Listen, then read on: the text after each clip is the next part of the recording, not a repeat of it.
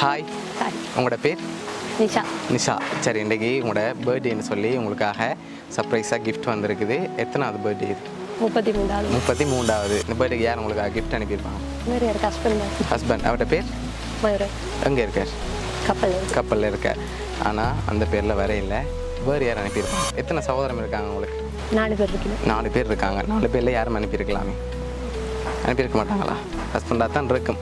ஒருவேளை 4 பேரில் ஒரு ஆள் அனுப்பியிருந்தா யாராக இருக்கு? இல்லை, அவராக தான் இருக்கும். சரி, உங்களுக்காக வந்த கிஃப்ட்டுகளை ஒன்று ஒன்றா பார்ப்போம். சரி, ஹாப்பி பர்த்டேன்னு சொல்லி ஓகே, தேங்க்யூ. உங்களுக்காக சாக்லேட் பாஸ்கெட் வந்திருக்கு. ஓகே, அது மட்டும் இல்லை, உங்களுக்காக இன்னும் கிஃப்ட்டுகள் வந்திருக்குது. அடுத்தடுத்து பார்ப்போம். சரியா, என்னென்ன வந்திருக்குண்டு. ஹாப்பி பர்த்டே கீதான்னு சொல்லி உங்களுக்காக கேக் வந்திருக்குது. சரி, உங்களுக்காக லாஸ்ட்டாக ஒரு கிஃப்ட் ஒன்று வந்திருக்குது. அதை பார்க்க முதல் யாராக இருக்கலாம்னு நீங்கள் எதிர்பார்க்கல. அவராக தான் இருக்கும். அவர் தவிர வேறு ஒருத்தருமே அனுப்ப மாட்டாங்களா? வெளிநாட்டிலேருந்து அனுப்பியிருக்கலாம்.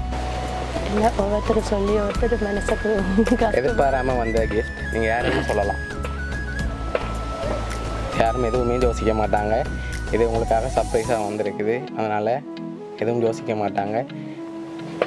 அடுத்த கிஃப்ட்டை பார்த்துட்டு சொல்ல போகிறீங்க. ஓகே, சரி, உங்களுக்காக வந்த அடுத்த கிஃப்ட். சரி, இதை பார்க்க முதல் சொல்லிட்டு பார்க்கலாம் என்னவா இருக்கும். கப். சரி, ஓப்பன் பண்ணுங்க பாப்போம். இதை பார்த்து சொல்லுங்கள் பாப்போம். உங்களுக்காக ஹாட் மார்க் வந்திருக்கு. சரியா, அதில் என்னென்ன போட்டு வந்திருக்குது? ஹாப்பி பர்த்டே கீதான்னு சொல்லி வந்திருக்கு. சரி, யார் அனுப்பியிருக்காங்க? கீதான்னு சொல்லி வந்திருக்குது. யாராக இருக்கலாம்?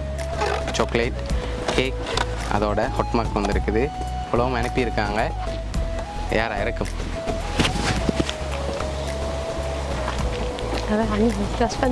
ஹஸ்பண்டாக தான் இருக்கும். சரி, உங்களுக்காக இந்த பர்த்டேக்கு ஸ்பெஷலாக யார் அனுப்பியிருக்காங்கண்டா உங்களோட ஹஸ்பண்ட் மயூரன். ஓகே, அவர் தான் அனுப்பியிருக்கார்.